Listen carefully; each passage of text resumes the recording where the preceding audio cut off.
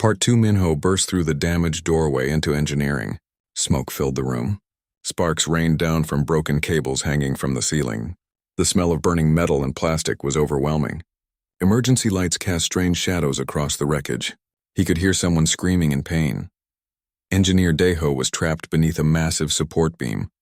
The metal had fallen during the explosion. It pinned his left leg at an unnatural angle. Blood pooled on the floor around him. His face was pale with shock. 2 junior technicians stood nearby. They were frozen in panic. Their eyes were wide with fear. They did not know what to do. Minho did not hesitate. His medical training took over. "You," he pointed at the nearest technician. His voice was calm but commanding. "Grab the medical kit from the wall. Red box right there. Move now." The technician jumped into action. He grabbed the kit and brought it to Minho. "You?" Minho pointed at the second technician. "I need the hydraulic jack from the equipment locker." "The orange one, go." The second technician ran to get the tool. Neither of them questioned the orders. Neither of them thought about rank. They just obeyed. Up on the bridge, Thexval watched everything through the security camera feed. His mandibles clicked rapidly with agitation. "He is issuing commands," the Vextari officer said. His translator made his voice sound accusatory. "He has no authority to issue commands. He is saving a life," Lieutenant Hyun said quietly. His eyes never left the screen. "Rank determines authority," Thexval insisted. "This is fundamental law. Without it, there is chaos." "Shut up," Lieutenant Jiwon snapped. She rarely spoke harshly to anyone, but right now she had no patience for the Vextari's rigid rules. Her friend was trapped under a beam. Doc was trying to save him. Nothing else mattered. Down in engineering, Minho worked with quick precision. He had done this before, not exactly this, but similar situations. He knew what to do. First, he checked Deho's vital signs. Pulse was fast but strong. Breathing was rapid. These were signs of shock, but not immediately life-threatening. "Deho, can you hear me?" Minho asked. He kept his voice steady and calm. "It hurts," Deho gasped. "My leg, I cannot feel my leg, I know. I am going to help you." Minho opened the medical kit. He pulled out a syringe and a small bottle. "This will help with the pain." Small pinch, he administered the medication efficiently. Within seconds, Deho's breathing became less frantic. The pain medication was working. But they still had to get him out from under the beam. The ship shuddered as another enemy torpedo struck the shields. The lights flickered. Metal groaned ominously all around them. They did not have much time. If the structure collapsed further, they would all be crushed. "We need to lift him out," one technician said. His voice shook with fear. "No," Minho said firmly. "We do not move him until I stabilize his spine. Moving someone with a potential spinal injury can cause paralysis. We do this right or not at all." He pulled out a neck brace and a backboard from the medical kit. Working carefully, he secured Deho's head and neck.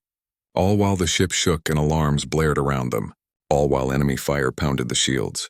Minho's hands never trembled. His focus never wavered. The technician returned with the hydraulic jack. "What do I do with this?" he asked. "Position it under the beam." "Right here." Minho pointed to a specific spot. "When I say go, you pump it slowly." "Very slowly. I need to control how fast the beam lifts." The technician did as instructed. Minho positioned himself to support Deho's injured leg. "Ready?" he asked. "Ready," the technician confirmed. "Go." Slowly, the hydraulic jack began to lift the heavy beam. Inch by inch, it rose off Deho's leg. Minho watched carefully. As soon as there was enough space, he slid his hands under and supported the injured limb. The leg was badly damaged, but the bone had not broken through the skin. That was good. That meant less risk of infection. "Stop," Minho commanded. The technician stopped pumping immediately. Working quickly but carefully, Minho pulled Deho free. He immediately splinted the injured leg using materials from the medical kit. Then he started an IV line to replace the blood Deho had lost. Every action was precise. Every movement had purpose. "We need to get him to the medical bay," the first technician said. "Negative," Minho replied. His tone left no room for argument. "Another hit like that last one and we will have wounded everywhere. We need to set up a triage point here. We treat people where they fall." "Here?" The technician looked around at the damaged engineering bay. "But it is not sterile. It is not safe. Nowhere on this ship is safe right now," Minho said. "We work with what we have. Clear those storage crates." Yes, those. Stack them against that wall. We need space for at least 10 casualties. The technicians moved without questioning. They cleared space. They organized supplies. They followed every instruction Minho gave them. Take that workbench, Minho continued. Clean it with disinfectant. That is our main treatment surface. Move those toolboxes. We need room to work. Within minutes, engineering had been transformed into a makeshift trauma center. It was not pretty. It was not by the book. But it would work. It had to work. More casualties began arriving. A crew member with burns on his arms. Another with a head wound from flying debris. A third with a broken arm. Minho assessed each one quickly. He determined who needed immediate treatment and who could wait. This was called triage. It was one of the most important skills a combat medic could have.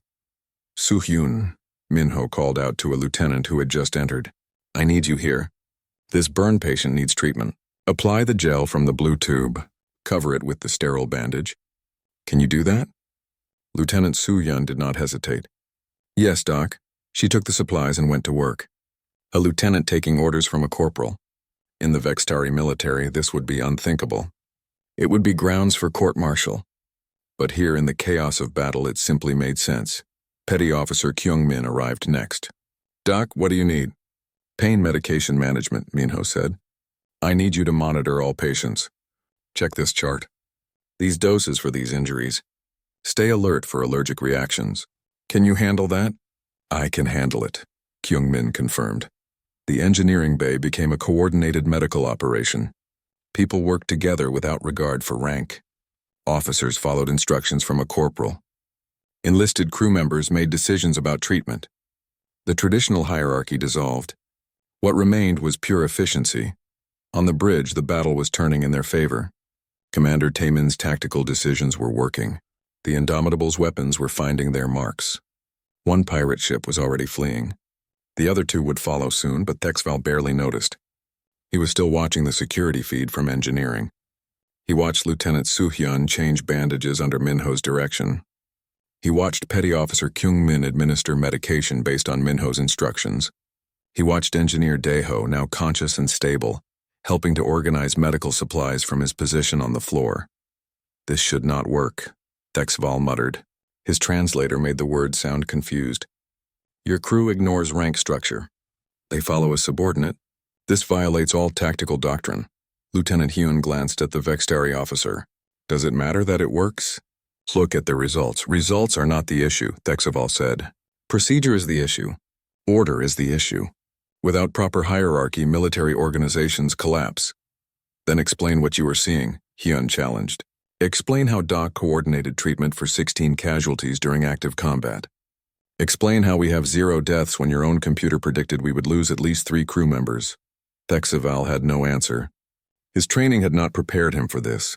His entire understanding of military organization was being challenged. Everything he believed was being proven wrong right before his eyes. The battle ended 43 minutes after it began. The pirate ships fled into the nebula. The Indomitable was damaged but intact. The shields were failing. The hull had multiple breaches. But the crew was alive. All of them. In engineering, Minho finished treating the last patient. His uniform was covered in blood. His face was exhausted, but his eyes were still alert. Still watching. Still ready if someone else needed help. Status report, Commander Taemin said over the comm system. 16 injured, Minho replied. 3 are critical and need real medical facilities within 6 hours. The rest are stable. No fatalities, Commander. There was a pause. Then Taemin's voice came back, filled with emotion. Outstanding work, Corporal. Minho nodded even though the commander could not see him. Just doing my job, sir. But everyone knew it was more than that. Much more. Part 3 2 hours after the battle ended, coalition reinforcements finally arrived. A massive Vextari battlecruiser appeared alongside 2 human destroyer ships. They came to help escort the damaged Indomitable to a repair station. The wounded crew members would be transferred to proper medical facilities. Real hospitals with real equipment. But first, Corporal Minho had to approve each transfer personally. Thexval watched through the viewport as Minho checked every injured crew member before they were moved to the transport shuttles. The corporal examined each patient carefully. He reviewed their vital signs. He read their charts. He asked them questions. Only when he was completely satisfied would he allow them to be transported. The human medic shows excessive concern, observed Commander Vextar. He was the captain of the Vextari battlecruiser. He stood beside Thexaval watching the transfer operations. Medics should perform their function efficiently. They should not waste time on emotional attachment. Thexaval clicked his mandibles slowly. He was thinking about everything he had witnessed. Perhaps attachment is their function, he said quietly. Explain, Vextar demanded. I cannot, Thexaval admitted. This was difficult for him to say. He had never admitted ignorance in his 14 years of military service. I observed a corporal command officers. I observed hierarchy become inverted without resulting in collapse. I observed something my training cannot explain. Vextar's carapace rippled. This was a sign of displeasure in their species. Faith is religious superstition. Military operations require precision and logic. Emotions have no place in warfare. Yes, Commander, Thexaval agreed. Yet the humans prevailed using methods we consider impossible. They achieved 0 casualties when our tactical computers predicted significant losses. They did this by ignoring proper procedure. Before Vextar could respond, a priority transmission arrived from Vextari High Command. The message appeared on multiple screens throughout the docking bay. It was marked urgent. Both Vextari officers read it immediately. A mining colony on Turvis 4 had suffered a catastrophic structural failure. The lower tunnels had collapsed. 127 workers were trapped deep underground. Oxygen supplies were failing. The miners had approximately 6 hours of breathable air remaining. All coalition forces in the sector were being ordered to assist with rescue operations. The Indomitable was the nearest vessel. Even though she was damaged, even though her crew was exhausted, even though she had just survived a pirate attack, they were the only ship close enough to reach Turvis 4 in time. Commander Taman received the orders on the bridge. His face was grim as he read the details. How long until we are spaceworthy? He asked his engineering team. Chief Engineer Deho responded from his medical bed. His leg was in a cast, but he could still access the ship's systems remotely. 4 hours minimum for basic propulsion, he reported. But Commander, our structural integrity is compromised. The hull has multiple stress fractures. We should not be taking on rescue operations in this condition. How many trapped? Corporal Minho asked. He had just arrived on the bridge, still wearing his blood-stained uniform. Lieutenant Jiwan pulled up the mission details. 127 workers, mostly Vextari citizens. The oxygen supply is failing fast. Our computer estimates they have 6 hours before the air becomes toxic. Minho looked at Commander Taemin. The commander looked back at him. No words were spoken, but both men understood. There was no choice. People were dying. The Indomitable would go. Get us moving, Taemin ordered the crew. Doc, prepare for mass casualty extraction operations. Understood, Minho replied. He was already thinking about what supplies they would need. How many medical teams to deploy? Where to set up triage stations, Commander, this is inadvisable. Thexval interjected. His translator made his voice sound urgent. Your vessel is severely damaged. Standard protocol requires fully operational ships for rescue missions. Commander Vextar's battlecruiser is equipped with extensive medical facilities. It would be more appropriate to... Vextar's ship is too large, Lieutenant Hune interrupted. He pulled up a tactical display showing the asteroid field surrounding Turvis 4. Look at the approach vector. The mining colony is deep inside this asteroid cluster. Large vessels cannot navigate safely through those gaps. We need a smaller, more maneuverable ship. Thexval studied the display.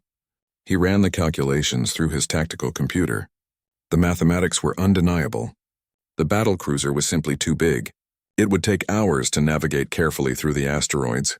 Hours they did not have. The Indomitable was the only option. Prepare for departure, Taemin ordered. 4 hours later, the Indomitable limped into orbit around Turvis 4. The mining colony looked terrible. Half the structures had collapsed. Emergency beacons flashed red warning signals. Debris floated in the vacuum around the damaged facilities. It was clear that the situation was desperate. Corporal Minho assembled his medical team in the cargo bay. This would be their staging area. Lieutenant Suhyun was there. Petty Officer Kyungmin stood ready. Ensign Hana had her medical pack prepared. Several other crew members had volunteered to help. Even some who had been injured in the earlier battle insisted on participating. Listen carefully, Minho addressed the team. His voice was clear and authoritative. We are going into confined spaces with unstable structures. Secondary collapses are possible at any moment. The injuries we will encounter are primarily crush trauma, oxygen deprivation, and shock. He pointed to Lieutenant Soo-hyun. You will run the primary treatment station. Set it up at the extraction point. Stabilize patients before they are transported to the ship. Soo-hyun nodded. She did not question why a corporal was giving her orders. She simply acknowledged and prepared Kyungmin. Minho continued. You handle transport coordination. I need a steady flow of patients from the tunnels to the treatment station to the ship. No bottlenecks. No delays. Understood, Doc. Kyungmin replied. Hana, you are coming down into the tunnels with me. You are my second. Stay close and follow my lead. Minho looked at the young ensign seriously. It will be dangerous down there. Stay calm. Stay focused. I will not let you down, Hana promised. Thexval observed this briefing from the cargo bay entrance. Once again, a corporal was assigning mission roles to officers. Once again, those officers were accepting his authority without question. It was incomprehensible. The corporal assigns duties to ranked officers, Thexval said to Commander Taemin. Again, this continues to violate protocol. Yes, Taemin agreed calmly. And this is wrong. This is chaos. This is the only way we get everyone out alive, the commander interrupted. His voice was firm. You want to see the Vextari way? Fine. Watch what happens when humans stop worrying about rank and start focusing on saving lives. The rescue teams descended to the colony surface. The tunnels were a nightmare. Twisted metal and shattered rock blocked every passage. Emergency lights flickered weakly, casting everything in sickly yellow illumination. The air was hot and stale. Warning sirens echoed through the corridors.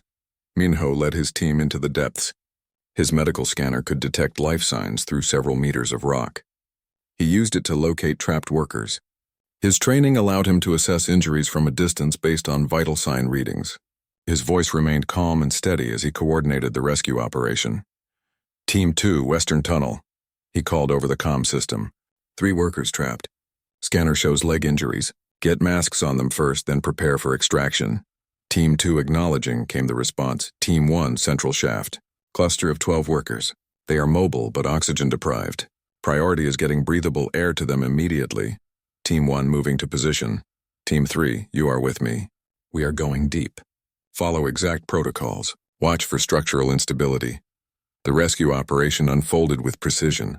Officers, enlisted personnel, and even civilian volunteers responded to Minho's commands without hesitation. Everyone understood that in this situation, Doc's voice was the voice that mattered. His experience was what would save lives. His judgment was what they trusted. Commander Vextar monitored the operation from orbit. He watched Vextari rescue workers follow orders from a human corporal. He watched his own species, so rigid and hierarchical in their normal operations, working seamlessly under the direction of someone who technically had no authority over them. How does he command them? Vextar asked quietly. He spoke to himself more than anyone else. He has no authority over Vextari personnel. Yet they obey without question. Because he is right, Thexval said. He had been watching the same feeds. Every decision is optimal. Every order makes sense. He does not command through rank. He commands through competence. Commander Taemin stood beside them. We call it respect, he explained. Respect earned through action. Authority granted through trust. The rescue operation continued for hours. Team after team brought trapped workers to the surface. Minho's voice never stopped coordinating, never stopped directing, never stopped ensuring that every step was done correctly. The medical teams worked like a well-oiled machine. There was no confusion, no wasted effort. Just smooth, efficient life-saving. Part 4, the deepest tunnel, was the most dangerous. Structural supports groaned under the weight of rock above them. Cracks spiderwebbed across the walls. Small pieces of debris fell constantly from the ceiling. The air was thick with dust and the oxygen levels were critically low. This was where the last group of workers were trapped. 7 Vextari miners who had been working the deepest seam when the collapse occurred. Minho and Ensign Hana descended carefully. Each step had to be tested. Each handhold had to be secure. One wrong move could trigger another collapse. The scanner showed the 7 life signs ahead, but 3 of them were weak. Very weak. They were running out of time. Doc, structural integrity is at 15%, Lieutenant Soo-hyun reported over the comm. She was monitoring the situation from the surface. You need to evacuate. Another collapse is imminent. Negative, Minho replied calmly. We have 3 critical injuries down here. They will not survive drone extraction. We stay until everyone is out. Doc, the math does not look good, Hyun's voice came through. He was running probability calculations on the bridge. Those tunnels could go any second. Then we work faster, Minho said simply. On the Indomitable's bridge, Commander Taemin stood with his arms crossed. His face showed the strain of command. He wanted to order Minho to evacuate. Every instinct told him to pull his people out before the tunnel collapsed. But he also knew that Doc was right. Those injured workers would die if they tried to extract them with drones. The machines were not gentle enough. Not precise enough. Thexval watched the commander's internal struggle. You should order him to withdraw, the Vextari officer said. Losing 2 humans to save 7 Vextari is not tactically sound. The evacuation should proceed with automated systems. Taemin did not even look at him. I do not abandon my crew, and Doc does not abandon his patients. In the tunnel, Minho reached the trapped workers. The scene was grim. 2 Vextari were pinned under fallen support beams. Another had a severe head injury and was barely conscious. The other 4 were in better condition but suffering from oxygen deprivation. All of them looked at Minho with desperate hope in their eyes. Hana, oxygen masks first, Minho ordered. Get masks on everyone. Start with the conscious ones. The ensign moved quickly. She distributed the portable oxygen supplies. The workers gasped as clean air filled their lungs. Already their condition improved. Color returned to their carapaces. Their mandibles stopped their distressed clicking. I am going to get you out, Minho told them. He spoke clearly even though his translator had to render his words into their language. But I need you to stay calm and follow my instructions exactly. One of the pinned workers spoke. His voice was weak but understandable. You are human. Why risk yourself for us? Because that is what medics do, Minho replied simply. He was already assessing the injuries. Now stay still. Let me work.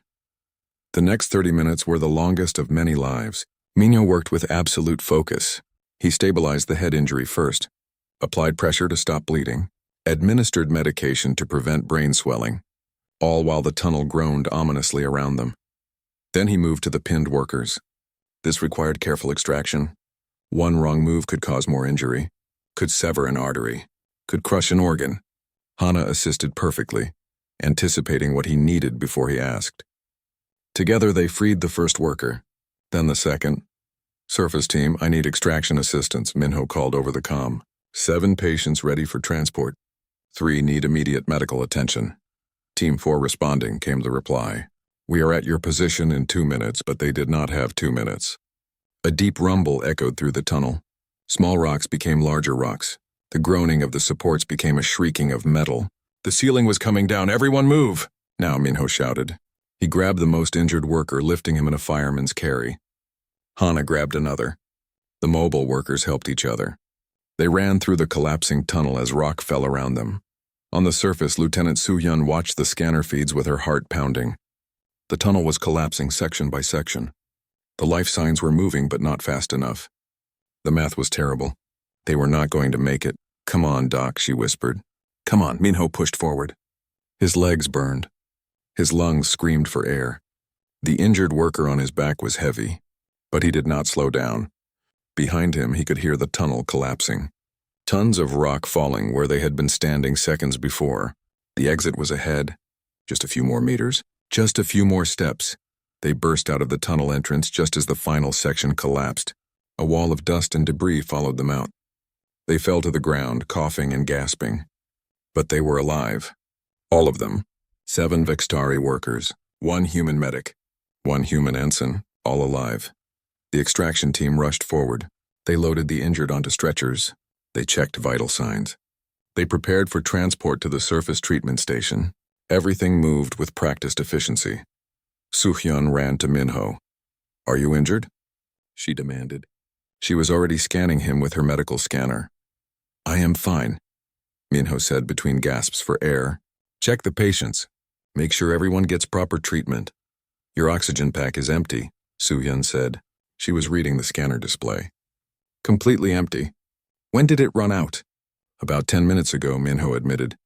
He had given his oxygen reserve to one of the Vextari workers. The worker had needed it more. 10 minutes? Soo-hyun looked shocked. You were working in near-zero oxygen for 10 minutes? The patients needed oxygen more than I did, Minho said. He tried to stand, but his legs gave out. The adrenaline was wearing off. The exhaustion was catching up. Soo-hyun caught him before he hit the ground. Get him oxygen. Now, she ordered. Someone rushed forward with a mask. Minho breathed deeply, feeling the clean air fill his lungs. The patients, he said again. Check the patients. They are all stable, Doc, Soo-hyun assured him. All 7 are going to make it. Because of you.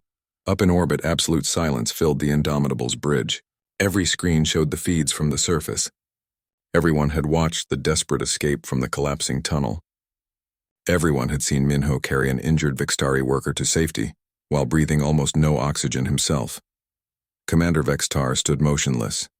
His mandibles were completely still. This was rare for his species. It indicated profound thought. Or shock. He gave his oxygen to a Vextari worker, Vextar said slowly. He risked his own life for one of my people. A people he has known for less than a week. Why would he do this? Because that is what Doc does, Lieutenant Hyun replied. There was pride in his voice. He does not see rank. He does not see species. He just sees people who need help. Thexaval had been silent for a long time. Now he spoke. We have been wrong, he said quietly. The Vextari Empire has been wrong about hierarchy, about authority, about everything. Commander Taemin looked at him with interest. Explain. Rank should indicate responsibility, not just power, Thexaval said. He was working through new concepts. Concepts that contradicted his entire upbringing. The corporal has responsibility for life. Therefore, in matters of life, his authority supersedes rank. This is logical. This makes sense. You are beginning to understand, Taemin said. The final count came in an hour later. 127 workers had been trapped. 127 workers were rescued. Every single one survived. The casualties ranged from minor to critical, but all would recover. The impossible had been achieved. Minho coordinated the medical evacuations from a chair. Soo-hyun had forbidden him from standing until he recovered from his oxygen deprivation, but sitting did not stop him from working. He reviewed every patient chart. He gave instructions for ongoing care. He ensured that each worker was transported to appropriate facilities. A Vextari worker approached him. It was one of the 7 from the deepest tunnel, the one Minho had carried out. His carapace was bandaged, but he was mobile. I wish to thank you, the worker said through his translator. You risked your life for mine. This creates a debt of honor in my culture. No debt, Minho said tiredly. I was just doing my job. Your job is to save humans. I am Vextari, yet you treated me as you would treat your own crew. The worker clicked his mandibles in a pattern Minho did not recognize. You gave me your oxygen. You could have died, but I did not die, Minho pointed out. And neither did you. That is all that matters. The Vextari worker studied the human medic for a long moment. Your species is strange, he finally said. But I think I'm beginning to understand why the galaxy needs you. As the last patients were evacuated, Corporal Minho finally allowed himself to rest. He leaned back in his chair and closed his eyes. Around him, the rescue operation wound down. Equipment was packed. Teams prepared to return to their ships. He had saved 143 lives in 2 days. 16 from the pirate attack, 127 from the mining disaster. He had commanded officers, coordinated with alien species, and redefined what it meant to have authority. And tomorrow, he would do it all again if necessary, because that was what Doc did. Part 5. 2 days after the rescue operation, the Coalition Command Station held a formal debriefing. The station was a massive structure orbiting a neutral world. It served as the headquarters for joint operations between multiple species. Human officers sat beside Vextari commanders. Engineers from a dozen worlds shared technical data. Diplomats negotiated treaties. It was the heart of cooperation in this sector of space. The briefing room was large and formal. Rows of seats faced a central podium. Screens displayed mission data and statistics. Commander Taemin sat in the front row with his senior officers. Lieutenant Hyun and Lieutenant Jiwon flanked him on either side. Corporal Minho sat quietly in the back row. He wore a clean uniform now. The blood had been washed away, but he still looked tired. Commander Vextar approached the podium. His ceremonial armor was polished to a mirror shine. His carapace bore the formal markings that indicated he would deliver an official statement. Every Vextari in the room stood at attention. This was a sign of deep respect in their culture. The Vextari Empire has studied human military structure for 3 cycles, Vextar began. His translator rendered his words with unusual clarity. We believed we understood your hierarchy. We believed we understood your chain of command. We were incorrect. Murmurs rippled through the crowd. It was rare for a Vextari commander to admit error. Their culture valued certainty and confidence. Admitting a mistake was deeply significant. We observed that humans possess ranks, insignias, and formal structures identical to our own. Vextar continued. We saw commanders, officers, and enlisted personnel. We saw a clear chain of command. This matched our expectations. This conformed to universal military doctrine. He paused. The room was completely silent. Everyone waited to hear what would come next. But beneath this visible structure, you maintain something else. A secondary hierarchy. One based not on title but on function. On expertise. On trust. Vextar's gaze moved to the back of the room. To where Minho sat. Your medic called Doc commands without orders. Officers obey a corporal. This should create chaos. Logic dictates it should destroy your effectiveness. Yet the opposite occurs. Commander Timon smiled slightly. He had been waiting for this moment. For the Vextari to finally understand. Thexaval stepped forward to join Vextar at the podium. High Command has reviewed our reports, he said. They have studied the combat recordings. They have analyzed the rescue operation data. They have concluded that human military doctrine contains elements we do not understand, elements we must learn. You want to adopt our methods? Lieutenant Jiwan asked. She sounded surprised. No, Vextar corrected. Adoption requires understanding. We do not yet understand. We wish to learn why your methods work. Why do your people follow a corporal into collapsing tunnels? Why do officers accept medical directives from enlisted personnel? Why does this not destroy your command structure? The question hung in the air. Several human officers looked at each other.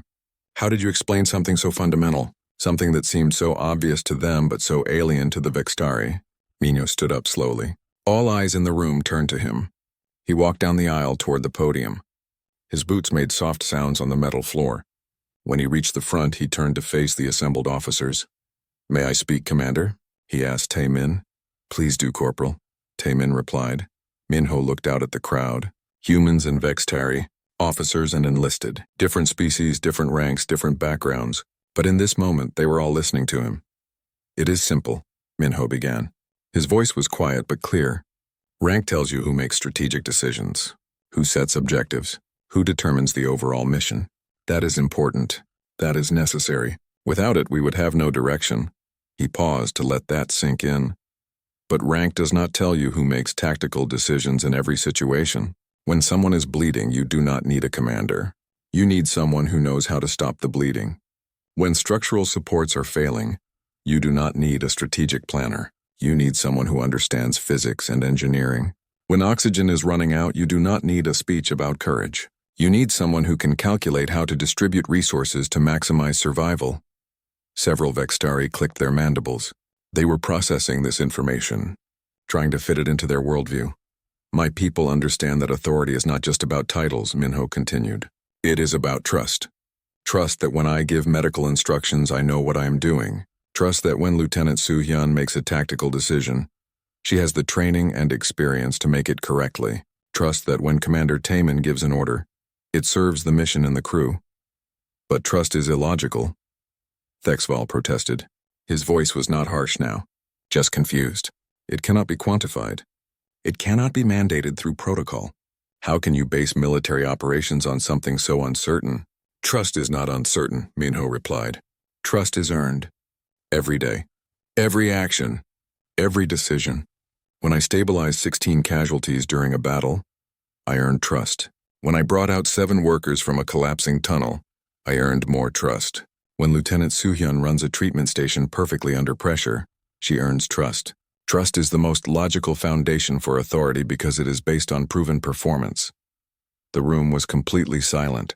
Every person was thinking about what had been said. The humans were nodding. They understood this instinctively. The Vextari were struggling. This concept was foreign to them, but they could not deny the results they had witnessed. "You follow Doc because he has proven his competence," Vextar said slowly. "He was working through the logic, not because regulations require it, not because punishment will follow if you do not, but because experience has demonstrated that following his instructions in medical situations produces optimal outcomes." "Exactly," Minho confirmed. "And this trust can transcend rank?" Vextar continued. "A lieutenant can follow a corporal's orders without shame or loss of authority?" "Yes, because in that specific situation, the corporal has the expertise that matters most. The lieutenant is wise enough to recognize this and act accordingly." A Vextari officer in the third row stood up. "But what prevents abuse? What prevents a subordinate from claiming expertise he does not have? What prevents the hierarchy from collapsing entirely?" It was Lieutenant Hyun who answered. "Accountability," he said. "Doc's authority in medical situations comes from his proven track record. If he made bad decisions, if people died because of his instructions, he would lose that authority immediately. Trust must be maintained constantly. It can be lost in a single bad decision, and his expertise is limited to his domain," Jawan added. "Doc does not tell me how to run tactical operations. I do not tell him how to treat injuries. We each have our areas of authority based on our training and experience." Commander Vextar clicked his mandibles in the pattern that indicated understanding. It was starting to make sense. The humans had not abandoned hierarchy.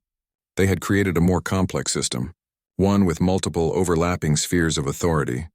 The formal rank structure for strategic decisions, the informal trust-based structure for tactical decisions, both working together. "This requires significant cultural development," Vextar observed. "Your people must be raised to understand these principles, to balance formal authority with earned respect, to recognize when rank matters and when expertise matters. This is not simple." "No," Taman agreed. "It is not simple. It requires training, experience, and a culture that values competence over ego. But the results speak for themselves. 0 casualties in a battle, 0 casualties in an impossible rescue. That is what this system achieves." Another long silence. The Vextari officers were communicating among themselves, clicking patterns too fast for human translators to follow. They were debating, discussing, processing. Finally, Vextar spoke again. "The Vextari High Command has authorized a proposal. We wish to establish joint training programs, human and Vextari personnel working together, not just for tactical cooperation, but to learn your cultural methods, to understand how trust and respect function in your military operations." "You want us to teach you how to trust?" Hyun asked. He sounded skeptical. "We want to understand why your trust-based system works," Vextar corrected. "We want to learn if elements of it can be integrated into our own doctrine. We do not expect to copy your culture, but perhaps we can learn from it." Commander Taman stood. "That sounds like the beginning of a real alliance," he said. "Not just a treaty, but a genuine partnership based on mutual respect and understanding." "That is our hope," Vextar agreed. The formal debriefing concluded shortly after. Officers filed out of the room discussing what they had heard. Plans were already being made for the joint training programs. Ambassadors were being contacted. The relationship between humans and Vextari was entering a new phase. Minho was gathering his notes when Thexval approached him. The Vextari officer stood at attention. Then, in a gesture that shocked every Vextari in the room, he performed a human salute. The motion was awkward. His anatomy was not designed for it, but the intention was clear. "You have taught me something important, Corporal Minho," Thexval said. "You have shown me that there are different kinds of strength, different kinds of authority. I did not understand this before." Commander Velthar stood in the observation deck of the Galactic Coalition flagship, watching the human vessel dock with barely contained excitement.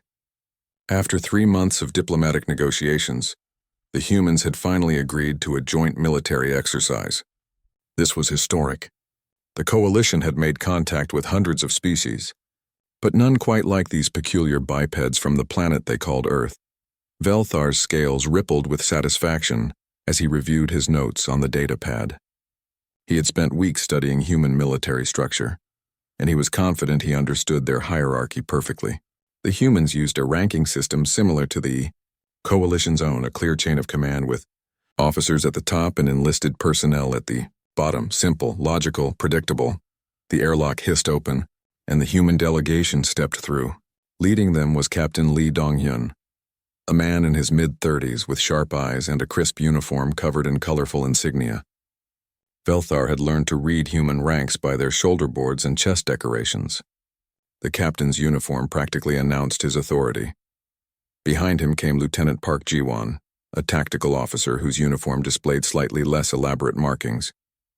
Then Ensign Choi Seo-hyun, young and bright-eyed, wearing the simplest officer uniform of the group. Velthar catalogued each one, matching their appearance to his research. Everything made sense. Then he noticed the last human in the group. The man was shorter than the others, perhaps in his late 20s, with a calm face and tired eyes. He wore a uniform that looked different from the rest, less formal, more practical. His sleeves were rolled up to his elbows, and he carried a large bag slung over one shoulder. Most importantly, Velthar noticed his uniform displayed almost no rank insignia at all. Just a small patch on his chest with a Red Cross symbol.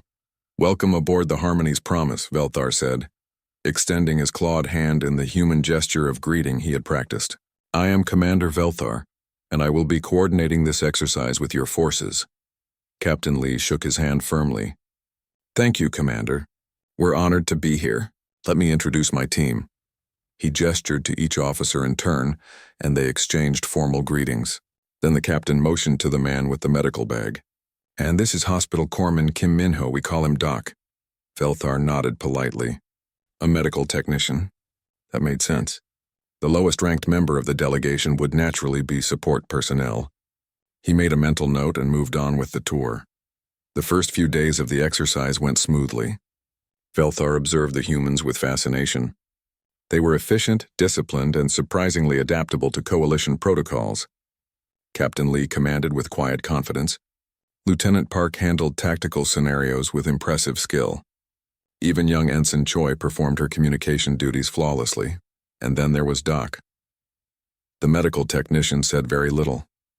He mostly stayed in the background, checking equipment, reviewing medical supplies, and occasionally jotting notes on a small device. Velthar barely noticed him. Why would he?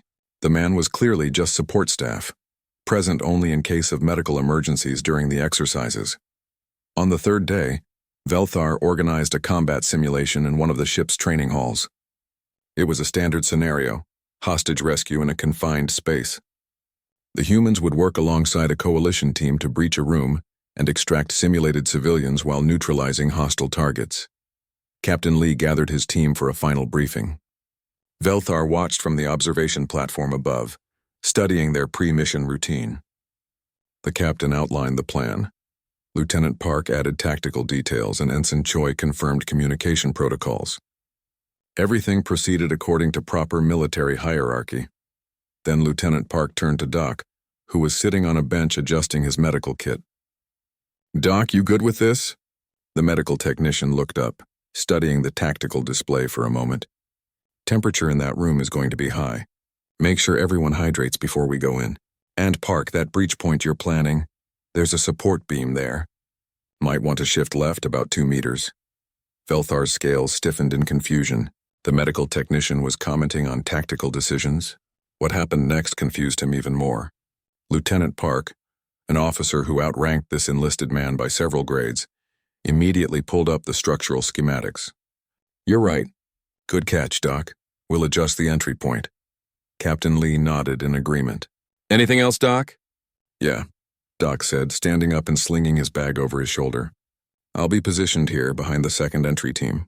If anyone goes down, I need a clear path to reach them. No one blocks my movement, understood?" "Understood," Captain Lee replied without hesitation. Velthar felt his confusion growing. The captain was taking instructions from the lowest-ranked member of his team? That made no sense. He watched more carefully as the simulation began. The human team moved through the scenario with practiced precision. They breached the room, neutralized the hostile targets, and began extracting the simulated civilians. Everything went according to plan until one of the coalition soldiers, unfamiliar with human protocols, stepped backward into Doc's path. "Move." 3 human voices shouted simultaneously. The coalition soldier froze, startled by the intensity of the command. Doc simply walked around him, But Velthar noticed something strange. Every human in the room had instantly shifted their position when Doc needed to move. They hadn't discussed it. They hadn't received orders. They just did it.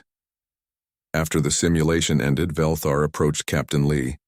"I noticed something during the exercise. Your medical technician seems to have significant input on tactical decisions." Captain Lee smiled. "Doc? Yeah, he's been with us for 6 years.